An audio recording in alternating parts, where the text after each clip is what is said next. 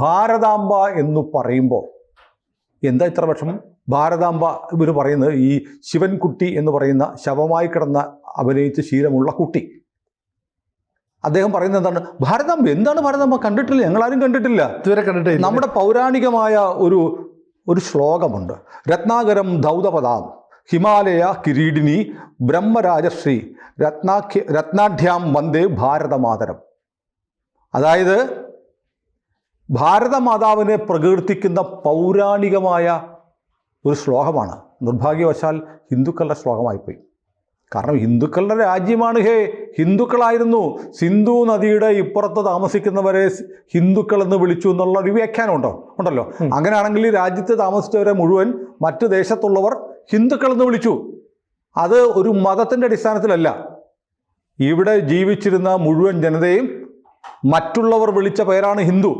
അവരുടെ സംസ്കാരത്തിൻ്റെ ഭാഗമായി ഉണ്ടായി വന്ന വേദങ്ങളിൽ പുരാണങ്ങളിലൊക്കെ ഭാരതവർഷത്തെ, ഈ ഭാരതത്തെ ദേവതയായിട്ടാണ് കണ്ടിട്ടുള്ളത്, അമ്മയായിട്ടാണ് കണ്ടിട്ടുള്ളത്. സ്വന്തം രാജ്യത്തെ അമ്മയായി കാണുന്നതിന് എന്താ കുഴപ്പം? സ്വർഗത്തെക്കാൾ സുന്ദരമാണ് ഈ ജന്മഭൂമി എന്ന് നമ്മുടെ മലയാളത്തിൽ വരെ പാട്ടുണ്ട് അല്ലേ?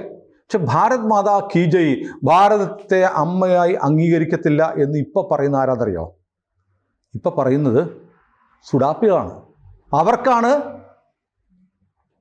ദൈവസങ്കല്പം, മൂർത്ത രൂപത്തിലുള്ള ദൈവസങ്കല്പത്തെ അംഗീകരിക്കാൻ പറ്റാത്തത്. അവരുടെ രൂപം വായു, അവരുടെ ദൈവം വായു പോലെയാണ്, കാണാൻ പറ്റത്തില്ല, ശ്വസിക്കാനും പറ്റത്തില്ല, ഉണ്ടെങ്കിലല്ലേ ശ്വസിക്കാൻ പറ്റുള്ളൂ. അപ്പോൾ ഏതായാലും അങ്ങനെ ഒരു ദൈവരൂപം അവരുടെ പ്രവാചകനെ പോലും വരയ്ക്കാൻ പറ്റത്തില്ല.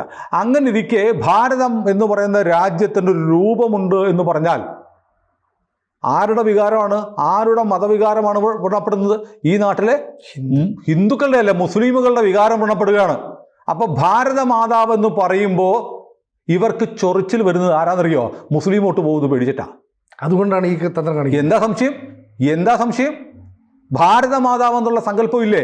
ഭാരതമാതാവിൻ്റെ ചിത്രം ആദ്യം ഉണ്ടാക്കിയതാരാ? ഇതൊക്കെ ഈ വിവാദം ഉണ്ടായപ്പോൾ തൊട്ട് ഒരുപാട് തവണ നമ്മുടെ തന്നെ പ്ലാറ്റ്ഫോമിൽ ചർച്ച ചെയ്യപ്പെട്ടതായതുകൊണ്ട് ഞാനൊന്നും അത് വീണ്ടും ആവർത്തിക്കുന്നില്ല. കൂടുതൽ വാർത്തകളും വിശേഷങ്ങളും നിങ്ങളിലേക്ക് എത്താൻ ABC മലയാളം സബ്സ്ക്രൈബ് ചെയ്യുക, ബെൽബട്ടനും അമർത്തുക.